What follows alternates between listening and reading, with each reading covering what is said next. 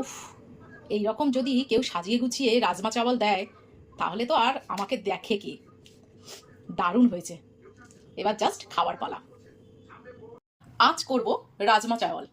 এই রান্নাটা করতে আমার বেশি ভালো লাগে এই কারণেই, বাড়ির সবাই খুব তৃপ্তি করে এই রান্নাটা খায়। আর রাজমা হলে আমার ছেলের আনন্দের শেষ নেই। প্রথমে রাজমাগুলো এক রাত পুরো ভিজিয়ে তারপরে 3টে সিটি দিয়ে সেদ্ধ করে নিয়েছি। এই পাশে সর্ষের তেল দিয়েছি বড় চামচে 3 চামচ।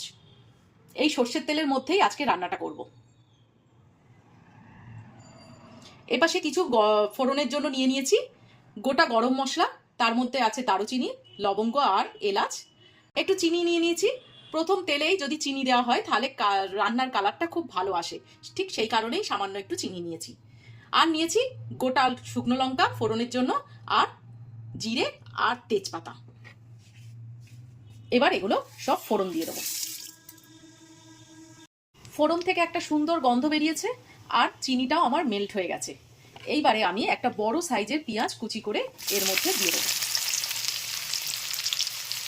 পেঁয়াজটা ভাজার সঙ্গে সঙ্গে দিয়ে দেবো সামান্য একটু নুন আর সামান্য একটু হলুদ। এর মধ্যে কিছু রসুন টুকরো দিয়ে দেবো। এগুলো অপশনাল, স্কিপ করতেই পারো, কিন্তু যারা রসুন খেতে ভালোবাসো তারা এইরকম কুচি করে রসুন দিতেই পারো। বেশ ভালো লাগে ভাজা রসুনের টুকরো যখন মুখে পড়বে।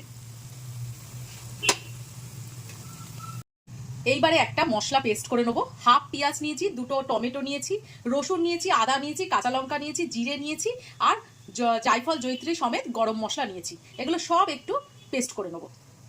পেঁয়াজের কালারটা সামান্য চেঞ্জ হয়েছে। এইবারে আমি পেস্টটা দিয়ে দেবো। এই পেস্টটা দিয়ে খুব ভালো করে লো ফ্লেমে কষে নেবো। কষার আগে কালারের জন্য সামান্য কাশ্মীরি লঙ্কার গুঁড়ো দিয়ে দেবো। এতে কালারটা খুব ভালো আসবে আর দেখতেও ভালো লাগবে। এই কষানোর মধ্যে আরও একটু সামান্য চিনি দেবো, খুব সামান্য, জাস্ট টেস্টটাকে আর একটু ভালো করবার জন্য। এবার লো ফ্লেমে একদম 5 থেকে 10 মিনিট ভালো করে কষবো। যে জলটা দিয়ে রাজমা সেদ্ধ করেছিলাম সেই জলটাই একটু একটু করে দিয়ে মশলাটা ভালো করে কষে নিয়েছি। এই মশলা থেকে এবার তেল ছেড়ে দিয়েছে। এইবারে আমি রাজমাটা দিয়ে দেবো।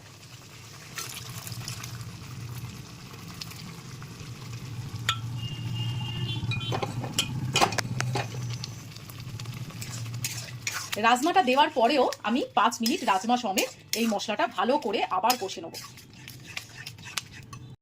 ধৈর্য আর ভালোবাসা থাকলে অবশ্যই যে কোনো রান্না, সে মশলা তো সবাই একই রকম দিই, যে কোনো রান্নাই ভালো হবে।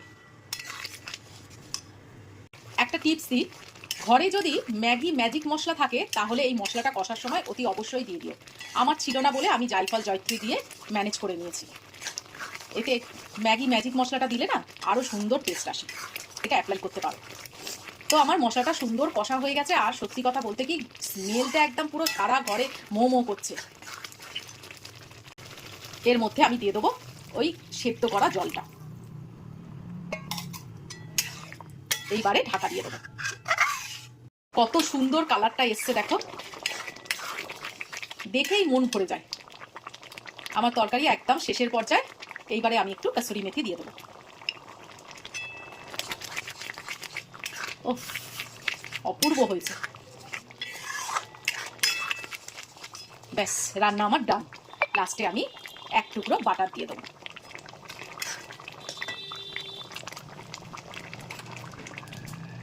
ব্যাস, কমপ্লিট করে দিলাম। কেমন লাগলো অবশ্যই বলো। খুব সহজে একটা রান্না, কিন্তু খেতে খুব ভালো লাগে। করে দেখো বাড়িতে। আর তো আজকের মতো টাটা। কালকে আবার নতুন একটা রেসিপি নিয়ে তোমাদের সামনে হাজির হব।